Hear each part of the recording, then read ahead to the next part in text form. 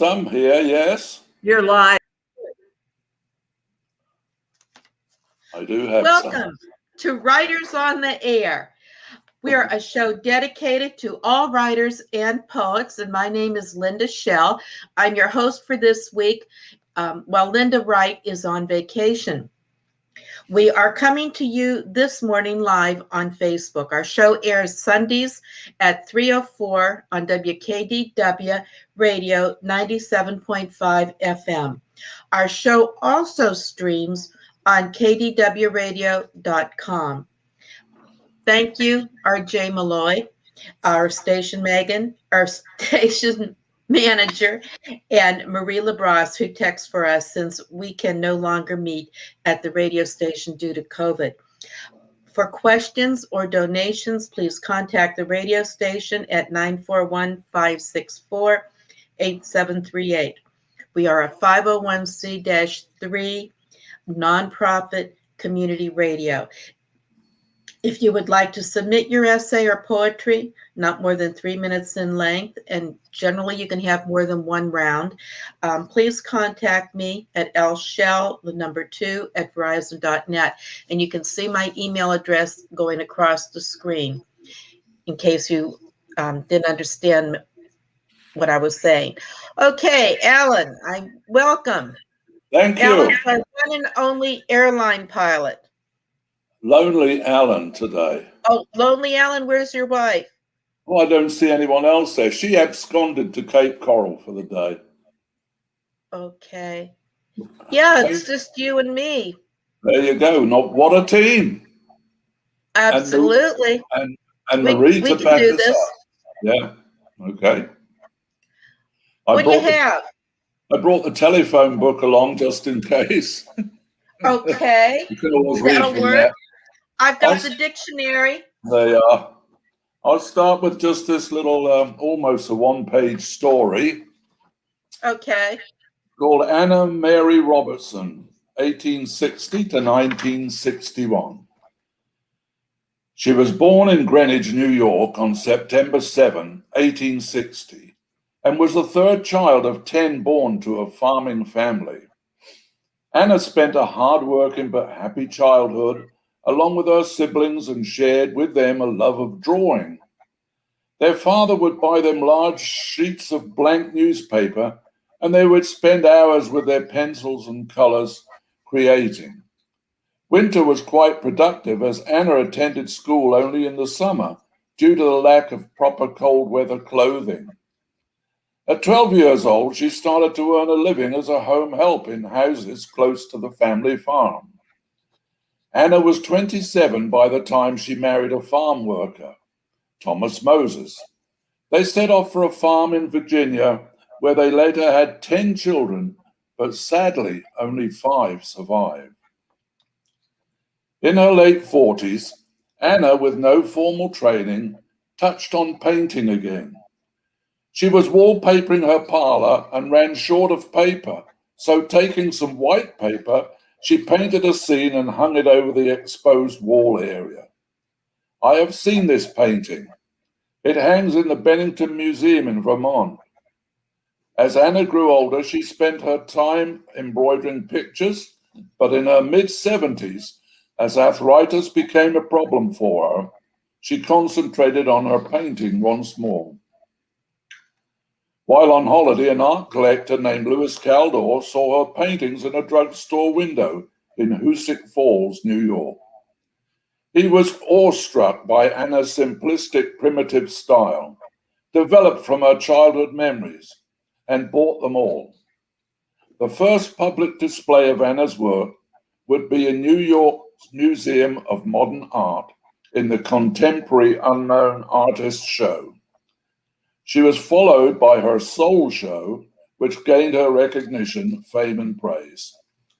Some of her famed paintings include Sugaring Off, which sold for $1.2 million after her death, Catching the Turkey, and we enjoy our print of her work, Over the River to Grandma's House. Her painting, The 4th of July, to honor President Eisenhower, still hangs in the White House. Anna's awards include the Women's National Press Club Trophy in 1949. Then in 1960, on her 100th birthday, New York Governor Nelson Rockefeller proclaimed the day as Grandma Moses Day. She passed in Hoosick Falls Medical Center at the age of 101. Bless her heart. Alan, I want to tell you, one of the most enjoyable books I ever read was about Grandma Moses's autobiography. She had a very interesting life. It's very inspiring. Yeah. What sparked your interest in her? Just I guess what it says, the simplistic manner of painting, childlike almost, and that caught the attention of some people, and hence her fame, and selling paintings for an enormous price. Very good. I guess. We used to see her work up in weekend trips from our bed and breakfast after we'd thrown everybody out on a Sunday. We would go up to Vermont and see her work up there in the museum, and then stop in on the way at the Norman Rockwell Museum as well. So that was quite a nice little trip. What else do you have for us, Alan? Okay, I have here a very small collection of haiku, Japanese haiku. Okay. They are constructed of, the first line is 5 syllables, the second line is 7 syllables, and the third line is 5 syllables again. So here we go with haiku. Okay. The dry brown leaves fell as winter came to chill us. We will welcome spring. A night rain soaks all. Morning brings a calm relief. A choir formed by frogs. Give a helping hand. Share a heavy load in life. Lighter work for 2. The waves crash ashore. Mystery growing in the deep draws us to the sea. Your words were not there. The song was still beautiful, a refrain so clear. That's haiku. Okay. And I'll just do this one. Little sheet here of 1, 2, 3, 4 different people. It's called Democracy, Truth, and Liberty, a good lesson for these days. Amen. During times of universal deceit, telling the truth becomes a revolutionary act. George Orwell. To learn who rules over you, simply find out who you are not allowed to criticize. Voltaire. Just because you do not take an interest in politics doesn't mean politics won't take an interest in you. Pericles, 430 BC. Wow. The last one, democracy in its worst case could be 2 wolves and a lamb voting on what's for dinner. Liberty in its best case is an armed, well-trained lamb contesting the vote. There's my little sampling. Words of wisdom. There you go. Words of wisdom. Okay. I have one from our station wagon. Why do I keep saying that? Station manager, RJ Malloy. We wouldn't be on the air if it weren't for him. Oh, God. Like the road and the river, we passed this way together, side by side for a while, but the river flows out to the sea, and the road said, I cannot follow thee, but I'll watch from the shore forevermore. In love, I choose to be. Thank you, RJ. Very nice. Very nice. Isn't that nice? And I've got one here from Emma Feix Alberts, and it's called Bob. She wrote this to her brother. A baby in my arms, awakening my first feelings of motherhood. A skinny boy with glasses challenging the world with a baseball. stories in the dark, matches, razors, fun, puppy dogs, Ozzie Frogstein, and love. The St. Louis Cardinals games at Shive Park, a sore loser, concussions, and love. A young man diving into the icy waters of adulthood before his time. A man who has survived. A kind man, a loving man, my brother. Oh, lovely. Yeah. Lovely, Miss Emma. Thank you. Marie, do you have any buddy or anything you want to promote today? Oh, I don't think she's there. Our tech has disappeared. Okay. I'll She's read. lost. She's gone. She's lost in that room of many things again. Okay. Well, speaking of lost, I'm going to read from Scott Zirkelbeck, and it's about fog and circumstance. Mayaka is a boiling pot of soup. She is thick with atmosphere. Steam rises, blurring the sun. The sky is muddy and our sunset muted, but still so delicious. Today the river satisfies, filling us with its character. She generously feeds us a diet of fog and circumstance. Heavy is the curtain, hanging low, lingering about. When it lifts, Mayaka gives up her cooking. The river has a mind of her own. Her moods are hers alone. We can only marvel at her menu. Thank you, Scott. That's one of his more recent poems. Yeah. And okay, here's one from Carol Castagna, who is a regular on our show but couldn't make it today. Crinkled song sheets like old scrolls stretch across sleepy blue skies. A summer rain against white cloud puffs drifting. Eighth and quarter notes find a treble clef and build a satin song on jazz piano with backing from a few plump raindrops. Here, in a slow, sweet downward spiral emerges an amusing etching of sight and sound, a cornucopia of whimsy and daydreams. Thank you, Carol. Carol's very Carol's very thoughtful in her mindset. Here's one called Love Story.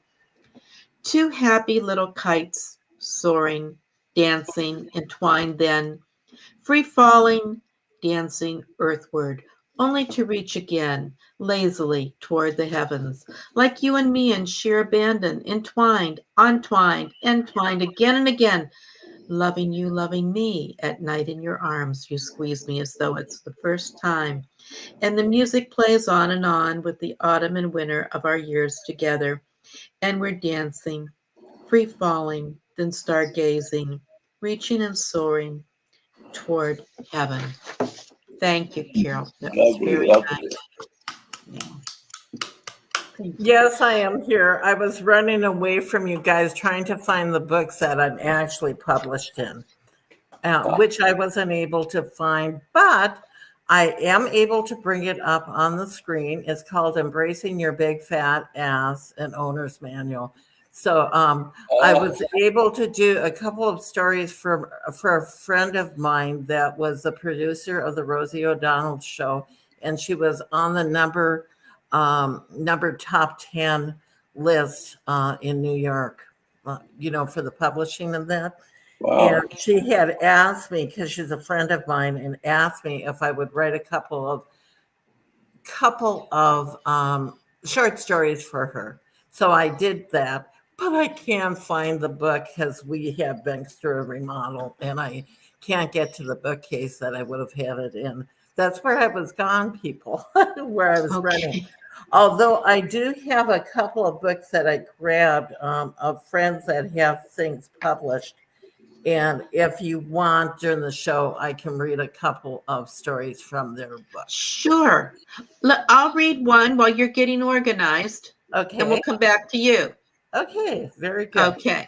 Thank you. I've read this before, but I really enjoyed it. It's from Isolde Hunter, and it's written for Betty White, who, by the way, is 99 years old. It's called Forever Young. I keep my oldness hidden by holding my head high. That way the flesh beneath my chin is hidden from the eye. To keep my oldness hidden, I plaster on a grin. My friends just see a radiant smile. Diverting is no sin. Ironically, my oldness, I'll willingly admit. Days when distraction does succeed, they tell me I look fit. Then oldness becomes flattery. I so believe my press, and everybody envies me. I'm younger than the rest. Okay, I do thank you. I can just see Betty White smiling, and I can just picture and hear Betty White saying this. Are you ready, Marie, or shall I send this back to Alan? I am ready. Okay. And whoever I'm going to read right now will be controversy because a lot of people have strong feelings, but she is a friend of mine, just to premise this. And it's actually Rosie O'Donnell. Now, a lot of people have negative after she left her show and different things on it. And Trump actually used to bash her, but that's the way he got publicity. And I'm just going to premise that. And I know a lot about her personal life. I know her personally. And the name of the book that I'm going to be reading from is called the Rosie O'Donnell Celebrity Detox, because she's one of the things is when you get into that level of celebrityism, it becomes like a drug.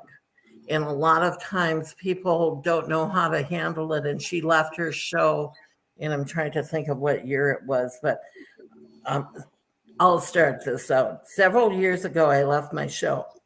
I lost the ability to get to the place Streisand had shown me was possible. 6 years of celebrityhood had left me depleted, and I had to find myself, find my art, and find my family again. I went off the air so I could touch down on the ground, and I did. And the ground felt good. I had my kids back, Chelsea, Parker, Blake, and Vivi. I had my wife, Kel, and I had started up a gay cruise ship business. And twice a year, we went sailing with other gay families. We filmed it all and made a documentary of what it means to be a gay family. We screened the documentary one night at the New York Arts Center. This was in April of 2006.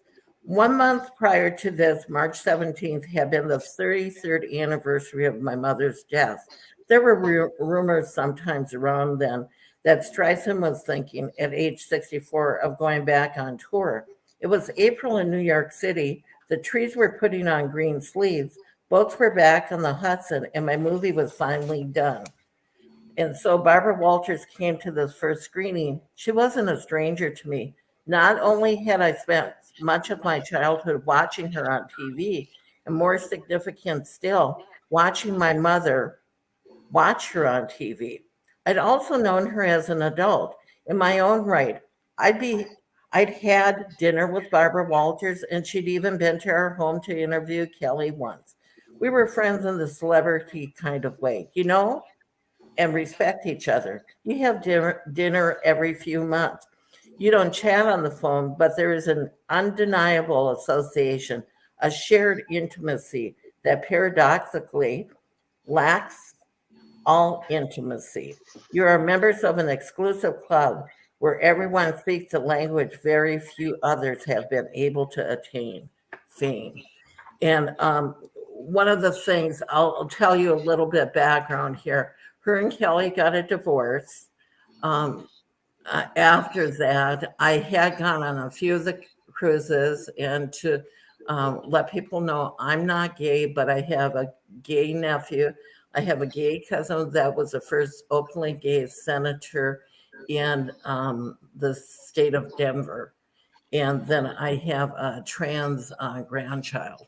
So just to let people know that being open to some of this stuff, because I've been introduced into that world, I was able to see what she's talking about because I've been with people that are very famous, and I'll be out in public and there's a different face that they put on for the public than what you see behind the doors. So just to let people know, she's a very nice person, but she has been known to be very hard on some of the employees because she expects perfection. And sometimes, when in anybody that's worked in any kind of business, your bosses are usually pretty. You can have really kind ones, and I know that she was kind, but you can also have people that are very demanding too. And in that industry, you have to be. So anyhow, that was my first story. Yeah. Very good. We were in business, and I can tell you that I didn't recognize myself sometimes when we were in that business, because you're under so much stress. It changes you. It did change me. It was just, I don't ever want to go through that stress again.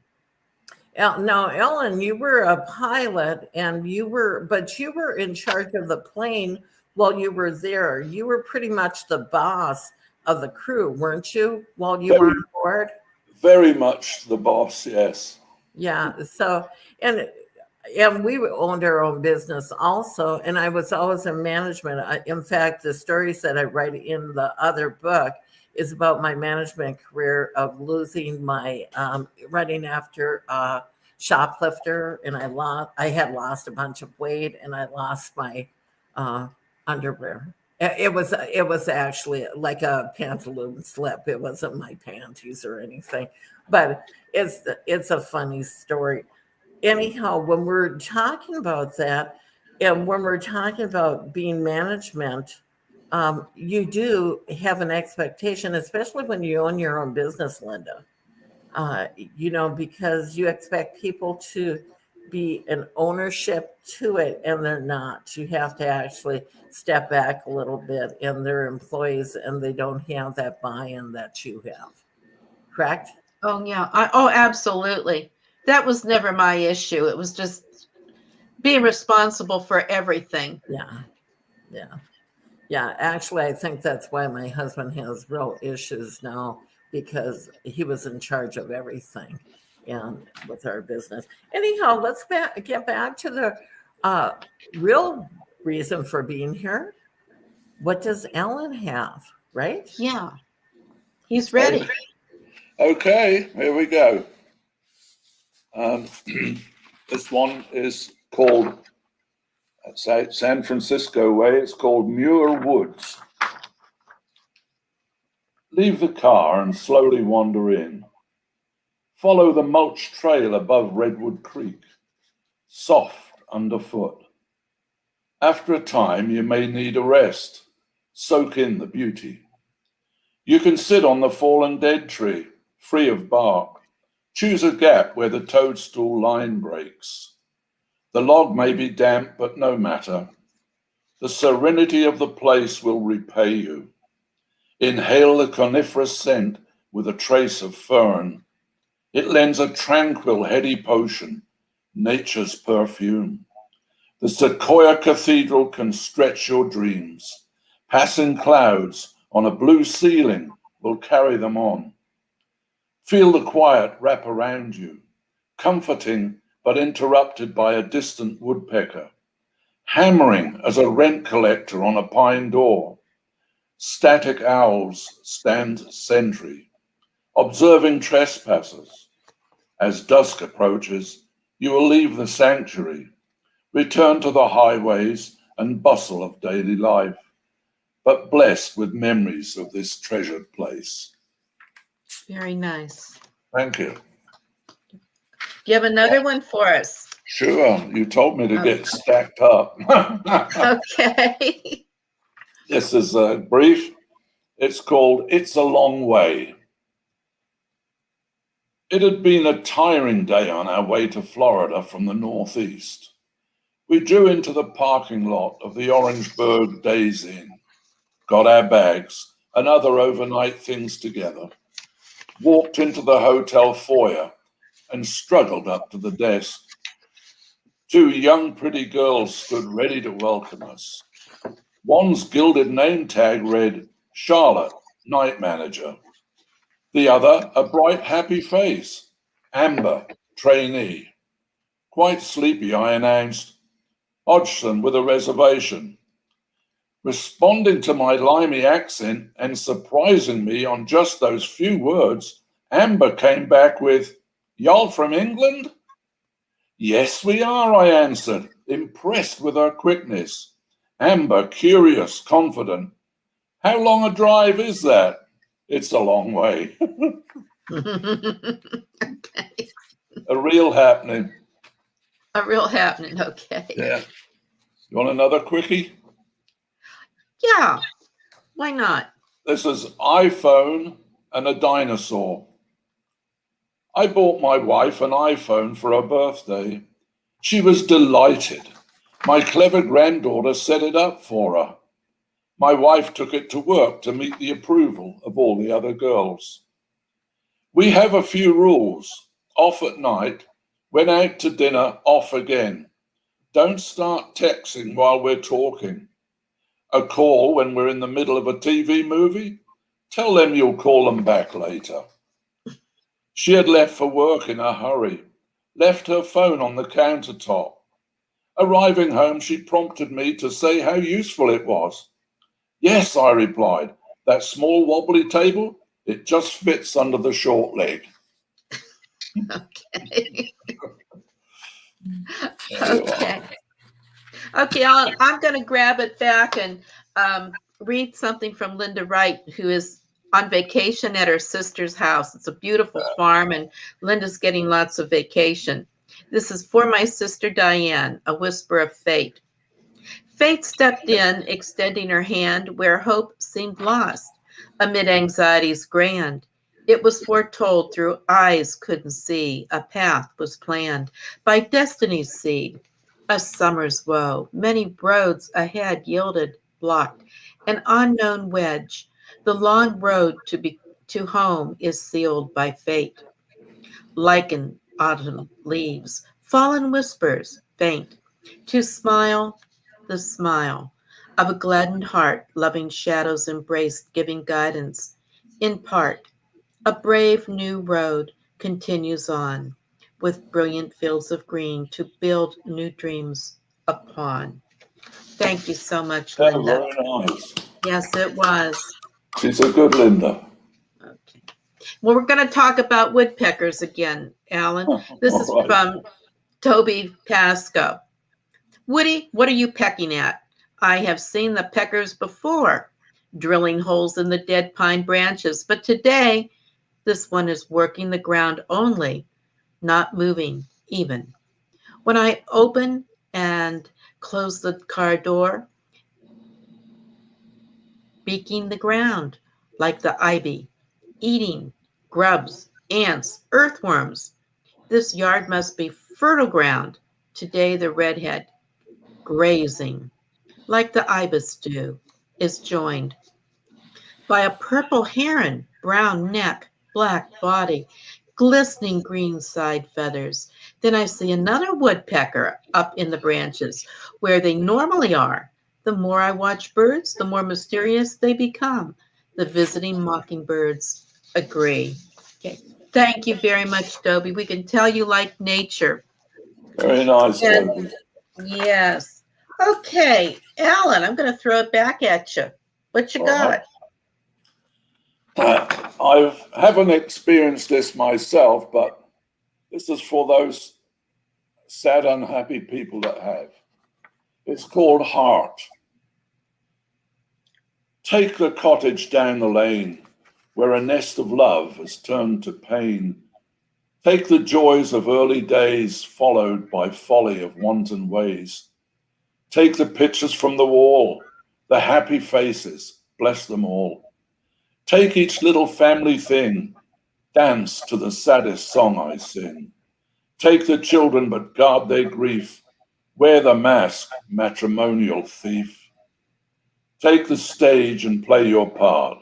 You might as well take my wretched heart. Very nice. Do you want another one? Sure. These are lines from Scott, got us involved nicely with the Northport Art Club. That's Scott Circleback. Yes, that's Scott. And us being the Northport Writers Workshop. So we're involved with them and we write for shows sometimes. And one thing he came up with was greeting cards. And we were all writing lines for greeting cards. So here's a few of my lines that were on greeting cards. Just one line. While away the hours, 'neath the heady bowers, nature's perfumed flowers. You are part of this lovely day. Rise and take your place. Morning daisies nod and sway, refreshed overnight.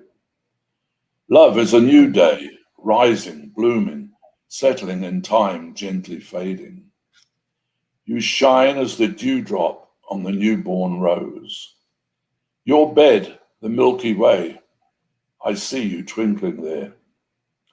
Children at play, laughing, gurgling as a mountain stream. Deep thoughts, time on my hands as I wait for you. Like you, rain can be softly refreshing and welcome too. Today was fun, these times are treasures. Good night, sweet friend, till the dawn you will shine anew. Rejoice in sunshine, the storm is round the corner. Just a few thoughts. Rejoice in sunshine, I like that. Do you need more? We've got time. All right. This is a repeat. It's a lady takes tea. A rhyme. On a fine summer's day in the late afternoon, neath a lovely laburnum tree, I settled me down to read a good book while sipping some freshly brewed tea. The whistling mailman strode up the path and was reading a postcard with glee. I yelled, "That's my mail." Then he quickly turned pale and gasped, "Oh, I do need some tea." A grocer by fate came through the front gate, bringing crackers and cheddar and brie. Dabbing a festering boil with some warm olive oil, cried, "Please may I join you for tea?" A lawyer came next, and he spoke rather vexed. "I'm sure I can never agree that coffee is best, so the hell with the rest. I'd much rather settle for tea." A bobby walked by with a freshly nabbed spy who was manacled lest he should flee. "We'll each have a chair and we'll sit over there," said the bobby, "while I have some tea."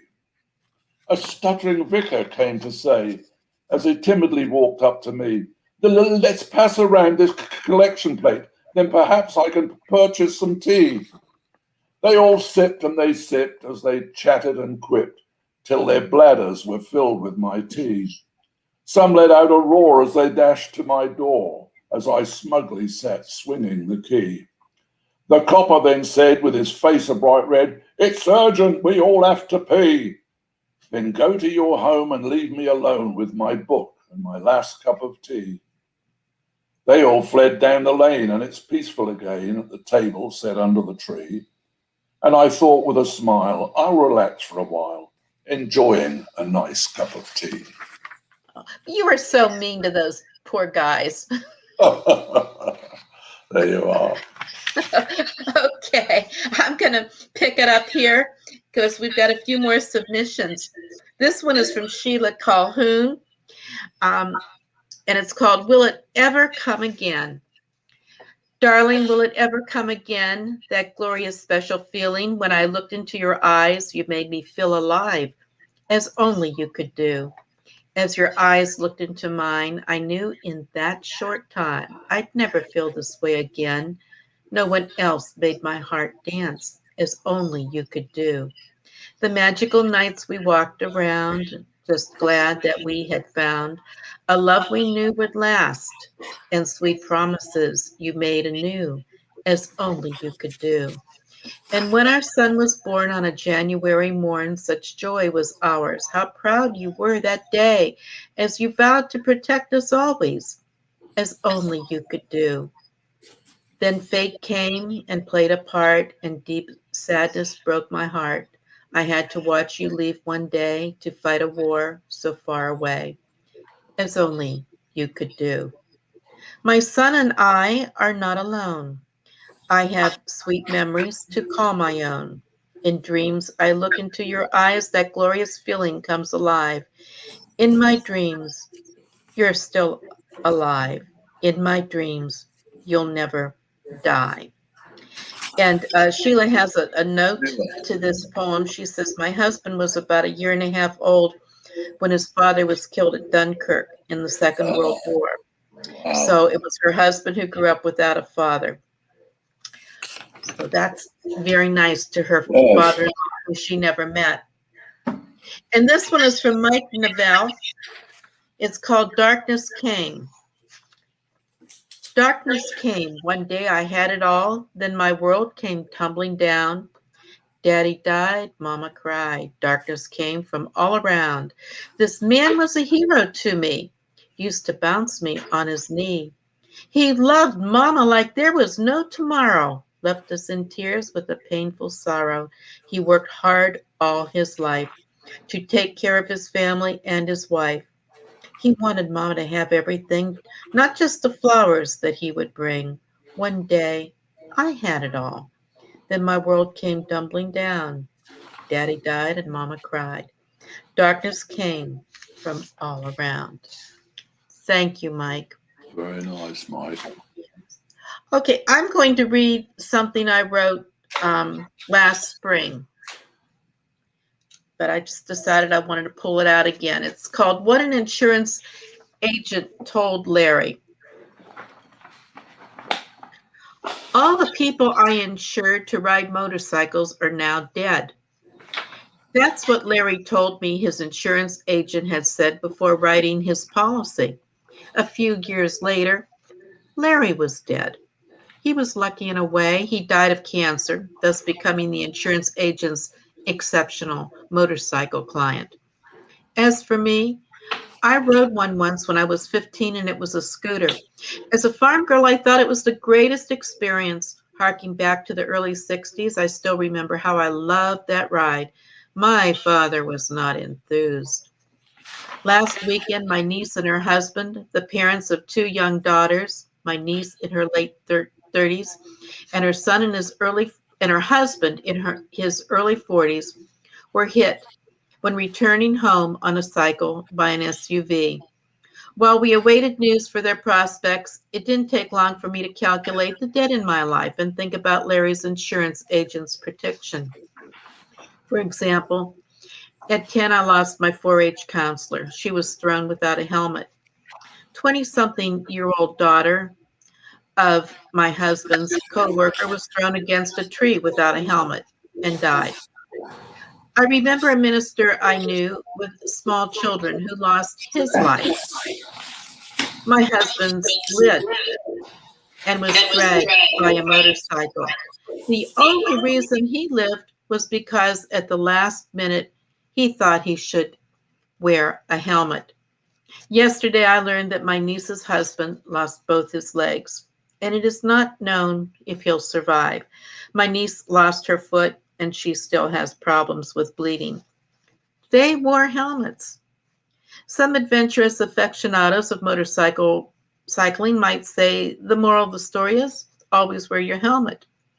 As for me, I say, remember what Larry's insurance agent said. All the people I insured to ride motorcycles are now dead. So for me, I'll never ride a motorcycle. Yes, it is a choice. And I'm glad to say that Melissa's husband survived, but their whole life has been turned upside down. Okay, Alan, what do you have? By golly. Each year, the art show in Punta Gorda, 2 years back, it was held the National Watercolor Show. So artists from all over the world actually contribute. We write something to read at the reception on a painting. We choose a painting and can photograph it, and we choose some writing to go with that. And I'll show you this picture. It's a beautiful painting, and it just caught my heart. And it's about 36 by 42-inch painting. I'll see if you can see this. Yes, we can. Move it over the other. There you go. Perfect. Very nice. Okay, while you see this child, in the Northwest, indigenous tribes up there, both in the US and Canada, have this thing called Potlatch. And it is a gathering of the tribe, and it is to give away or destroy some of your best possessions. This settles you with some spirits, and it's to show that, to clean your palate, to clean your soul of giving. And that's what this child is doing. And it follows with this. Potlatch was the painting. I call mine Goodness of the Heart. Devastation came the night before. Not much time to prepare. Community shelter 3 doors away had somehow survived. Shocked children in confusion would be sheltering there. They would have nothing, perhaps even parents gone. More fortunate, though pained inside, soft friends her security. It was far from easy, so cherished, saved each Christmas and birthday. Now they were to be given up, comfort for others. Feeling the vein of her family's long tradition of caring and giving. Well learned, now it was her turn. Developing and expressing the goodness in her little heart. Gifted things can be replaced. After this tragic time, parting with these treasures would raise her spirit, set her on true and unselfish course as she developed. Grow as one of those special people in this frazzled world, one more of those so badly needed. How she ached for the personal contact. These precious toys will be payment for that. Grateful young faces will reflect compassion and turn her anguish to peace. That's about Potlatch. That would be something to give up something that you really valued. That would tear your heart away, wouldn't it? Soul cleansing manner, and I think they still practice that every year. I can see how it would be a cleanser. It kind of puts your mind where things are important and gives you humility and caring for the other person when somebody loses something. Big celebration of feasting and dancing and all sorts, and plus the giving up of stuff. This is mankind and conflict. All right. Consider the advances over time, the wonders we have gained, but the failings of all religions and humanities, the pious, incredible hypocrisy in this circus, this sideshow of conflict. Tools of misunderstanding, missiles, guided bombs, or the more personal landmine that pops up waist high, then shatters the nearest thing to it. Some assassins, still in the time of saber or scimitar, do their evil up close. Others among us choose newsrooms, nightclubs, or the prize of cowards, a school, and create a shooting gallery. Archaic evil of wars of all kind, or should we choose the craft of endless negotiation? Disappointment in progress there. Will the killing continue in the name of one's chosen God, or can it be saved in the name of mankind? War, live under it before you create it and see how well you do. A little on the serious side. Yeah, it's reminded me of what's going on now. Yeah, terrible, huh? Mm-hmm. Go ahead, Alan. Yeah? Another Sure, one? go for it. Okay, this is a short story. It's called Fire. We had followed her for 3 days and nights. As she buffeted the waves, we trailed her close in her calmer wake, and finally, With all our canvas high aloft, we crept even closer. He must have felt a serving of panic, but he brought his vessel about, and the breeze slightly strengthened. Still, yard by yard, we gained on our port side, till at last we stole a wind, and as his craft slowed, he made a desperate move to turn on us. Alas, too late for him. Our starboard cannons were run forward in their ports, ready loaded with our driest powder and solid shot. Gunners stood by with lighted smouldering touch rope. Then came the jaw-stretching scream, "Fire!" Hot rope ends touched detonator reeds that in turn fizzled down to the charges. Belching flame and smoke, the cannons reared and lurched back. Putrid smoke and gases choked us and screamed our eyes as we searched to see our effect. A miss. The gun was charged again, and we rolled the heavy bulk back into place. The gunner made his adjustments. We waited. Again. Fire! We strained to watch, as this time the wind had cleared our view. The shot arced out and down and struck her amidships, as others now also crashed aboard. He tried to return a feeble shot or two, but none landed close, as our next volley was made ready. We had her distance now, and we paid her well. Shot after shot, her hull and sun streaked high into her rigging, splintering masts, booms, and yard arms. Timber screamed and split and came tumbling down, dragging deflated sail and snaking rigging after it, smashing in heaps on the main deck. The fire had started in her gun deck and slowly crept to the powder store. The explosion was horrendous, and black billowing smoke hurried across the swell. Now, where shot had marked her waterline, she took on water fast. As we pounded without mercy, she began to slowly turn and list to port. Their crew must be working frantically below, hopelessly trying to stop the powerful gushing water that filled their hull.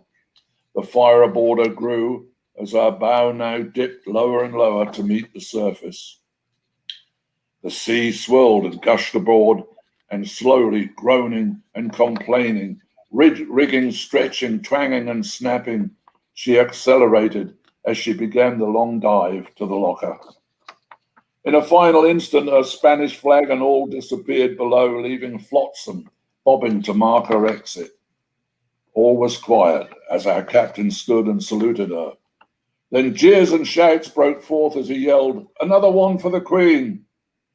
We cleared our decks and turned for home. Days of galleons. Yeah. Okay.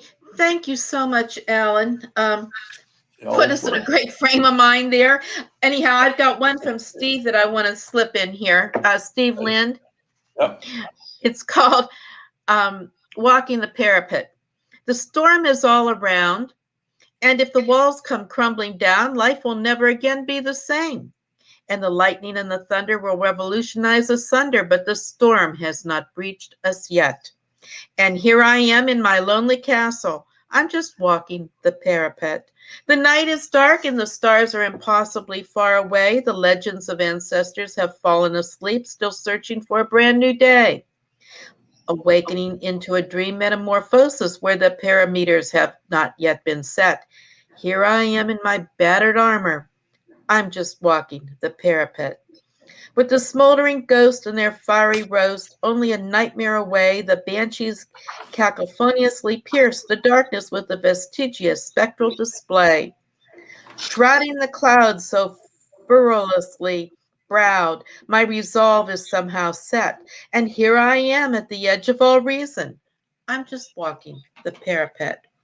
Creating a digital sorcerer's force field where the whip points have ferociously designed a bridging leverage of epic proportions, aerodynamically aligned, like a turbojet as fast as warp speed can get. Here I am at the forward gate. I'm just walking the parapet. Boy, I'll tell you, Steve, I could sure trip over those big words you threw at me. That was a fun poem. Thank you. Okay. We're coming towards the end. I think I've got time for a shorty by Carol Castagna. It's called Summer Song. Flowers dance at dawn, the wind song, far field greets, sunrise and dewdrops, sunflower splendor. Doves waddle on stones. Looks like giggles of nature. And this one is also from Carol. It's called Noonday Treasures. Weeping willows sway, a raindrop slides down my cheek. Robins sing to me. The sun's rays sparkle on water like fine crystal, crisp and subtle wind. The quiet lingers. This moment knows only peace. Tomorrow will wait. Let me awaken to birds singing, sun shining, and days will be sweet. Droplets of rain fall. The mind recalls an old song. Memories caress. And I've got one, I think I've still got time for Isolde. It's called Love's River. Like an ever-flowing river, beneath its calm and constant motion, love magnifies in depth and power, expanding as it joins the ocean, impulsing forward, spilling boundaries which inadvertently erode due time. It may create new islands while old ones carelessly corrode. Sometimes this planet's very platelets disturb love's ebb and flow of time. A tsunami might overpower, annihilating love's design.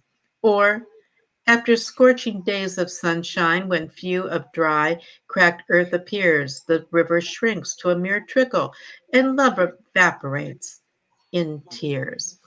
And Isolde took this poem from a people potpourri. It's in verse and poetry, and it's available on Amazon. Thank you, Isolde. And I've got another one here from Dobie Pasco.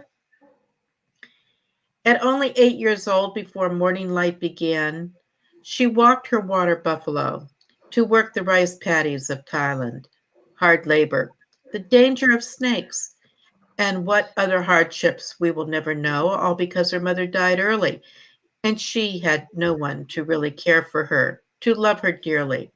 She survived and thrived, smiling all the while. Now a U.S. citizen, she raised 3 beautiful children, all now strong and grown, working for more hours every day than most people are awake, all the while always caring for others, helping anyone who needed help, and even those who didn't. Always laughing, strong and independent. God bless you on your birthday. Miss Afinia. Miss Dang, I guess is what Dobie also called the lady. Which kind of, I don't know why I'm bringing this up, but I saw a documentary on Jerusalem, and I believe they're going to have it more of it Saturday night at 9 o'clock on CNN. And boy, is that good. I'd like to urge everyone to watch that. It explains how the Crusades got started.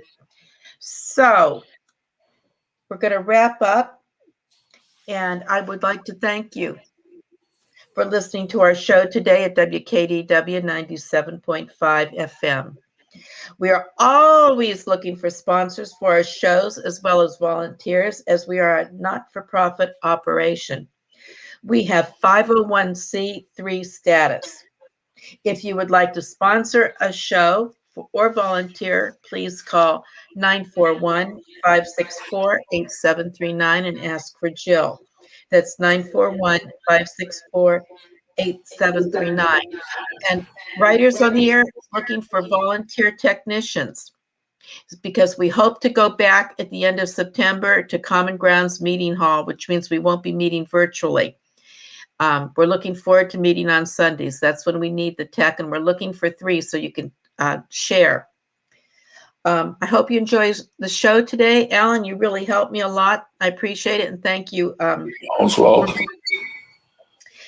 And again, a special thank you to our station manager for giving us this opportunity to share our talents and share our creativity.